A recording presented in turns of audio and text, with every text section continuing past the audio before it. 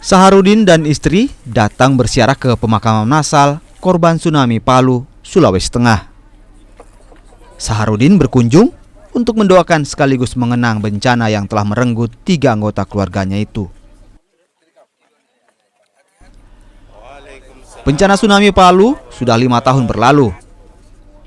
Namun, bencana yang menewaskan 4.000 lebih orang itu masih menyisakan kesedihan bagi para keluarga korban. Kita mendoakan kebaikan, ya. Tapi kita meyakini bahwa keluarga-keluarga kita yang dipanggil oleh Allah Subhanahu wa Ta'ala, yang disebabkan karena gempa di 2018, baik itu gempa, kemudian tsunami, likuifaksi, dan apapun yang terjadi pada saat itu, saya meyakini bahwa semuanya mati dalam keadaan syahid, ya.